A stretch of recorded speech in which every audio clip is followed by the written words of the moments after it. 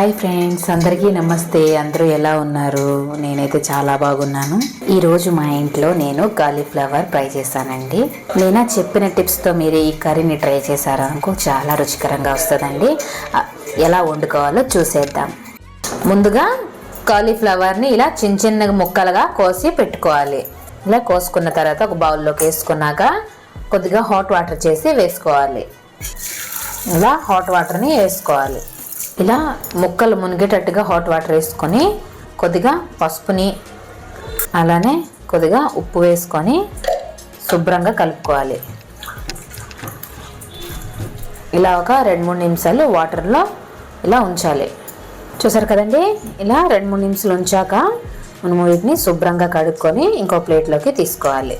చూడండి, 2 ఎండుమిర్చిని అలానే 1 టేబుల్ స్పూన్ నువ్వులని, 1/2 టీ స్పూన్ జీలకర్రని, అలానే 1 టేబుల్ స్పూన్ల ధనియాలని, అలాగే శనగపప్పు 1 టీ స్పూన్, అలాగే పల్లెను 1 టీ స్పూన్ తీసుకొని బాగా రోస్ట్ చేయాలండి.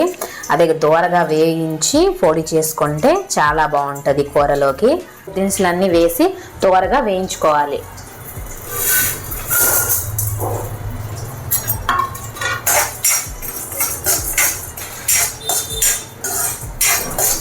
లో ఫ్లేమ్లో పెట్టి దోరగా వేయించుకోవాలండి.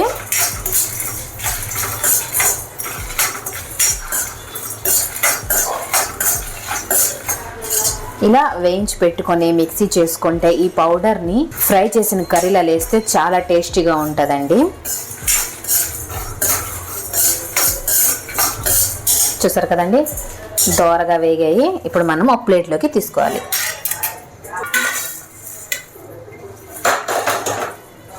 ఇవి చల్లారాక మనం మిక్సీ పట్టుకోవాలి. అదే ప్యాన్లోకి 3 టేబుల్ స్పూన్ ఆయిల్ వేసుకొని వేడి చేసుకోవాలండి.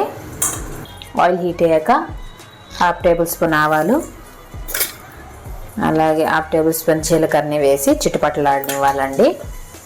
చిటపటలాడాక కోసి పెట్టుకున్న 6-7 మిర్చిల్ని అలాగే 2 రెమ్మల కరివేపాకుని వేసుకొని ఫ్రై చేసుకోవాలి.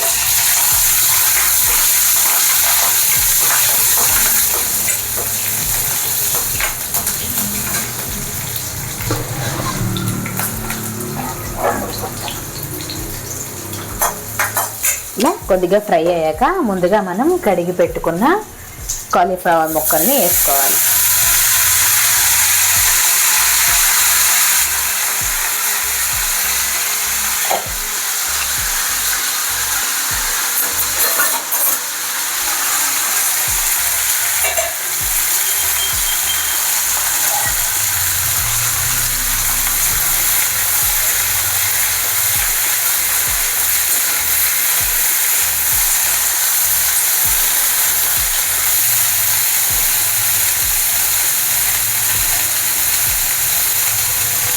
ఇలా వేసుకున్న తర్వాత మొత్తం కలిసేటట్టుగా కలుపుకోవాలి.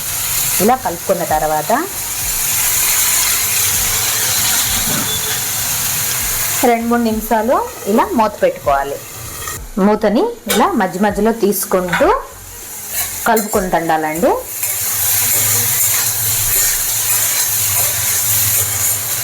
ఇప్పుడు రుచికి తగ్గట్టు సాల్ట్ని వేసుకొని బాగా కలుపుకోవాలండి. ఇలా కలుపుకున్నాక ఇప్పుడు మనం ఉప్పు వేసాం కదండి, ఇంకో 2 నిమిషాలు మూత పెట్టుకుంటే చక్కగా ఉడికిపోతుంది కాలీఫ్లవర్ అనేది.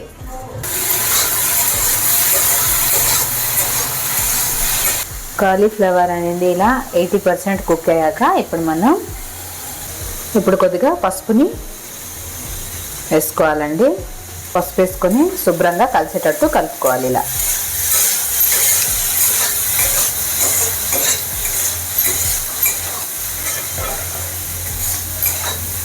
ఇలా పసుపు వేసి కలుపుకున్నాక మనం ముందుగా ఫ్రై చేసి పెట్టుకున్న వాటిని ఇలా మిక్సర్ జార్లో వేసి మెత్తగా మిక్సీ పట్టుకోవాలండి. ఇలా పట్టుకున్నాక ఇందులోనే ఒక 2 టేబుల్ స్పూన్ వరకు ఈ పౌడర్ని వేసుకుంటే సరిపోతుందండి. ఇలా ఒక 2 టేబుల్ స్పూన్ వరకు వేసుకోవాలి. ఇలా వేసుకొని శుభ్రంగా కలిసేటట్టు ఇలా కలుపుకోవాలి.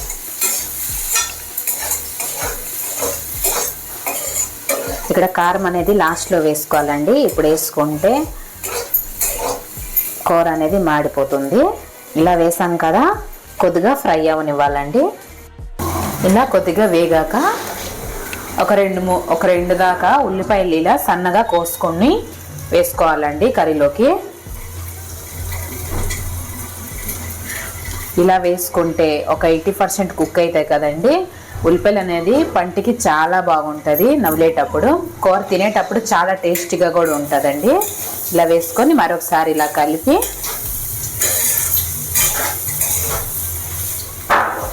కొద్దిగా వేగనివ్వాలండి.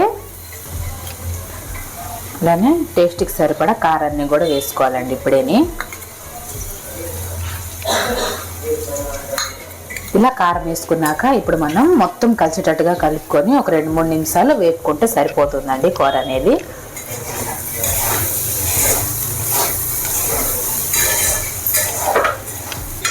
ఇలా 2 నిమిషాలు ఫ్రై అయ్యాక చూసారు కదండి ఎంత చక్కగా వేగిపోయావు. ఇలా ఫ్రై అయ్యాక కొద్దిగా కొత్తిమీరని ఇలా సన్నగా కోసుకొని వేసుకోవాలండి. అలానే ముందుగా మిక్సీ పట్టుకున్నాం కదండి, ఆ పౌడర్ని 1 స్పూన్ వేసుకుంటే సరిపోతుందండి. లాస్ట్లో దింపేటప్పుడు వేస్తే చాలా రుచిగా ఉంటుందండి, అందుకే నేను ఇప్పుడు యాడ్ చేశాను. మీకు నచ్చితే యాడ్ చేయండి, లేకపోతే స్కిప్ చేయొచ్చు, ఆప్షనల్ మాత్రమే అది. మీకు మొత్తం కలిసేటట్టుగా కలుపుకున్నాక స్టవ్ని ఆఫ్ చేసుకోవాలి, అంతే. సింపుల్ అండి. మీకు ఎలా నచ్చిందో కామెంట్ చేయండి ప్లీజ్. సబ్స్క్రైబ్ చేయండి ఫ్రెండ్స్. బాయ్. చూసారు కదండి ఎంతో ఈజీగా రెడీ అయిపోయిందో ఈ కర్రీ అనేది. నేను చెప్పిన టిప్స్ అస్సలు మిస్ అవ్వద్దండి. అది కనుక మీరు యూస్ చేస్తే చాలా బాగుంటుందండి, రుచికరంగా చాలా టేస్టీగా వస్తుంది కర్రీ అనేది. మీరు కూడా మీ ఇంట్లో ట్రై చేసి ఎలా కుదిరిందో మాకు కామెంట్ చేయండి ఫ్రెండ్స్. బాయ్.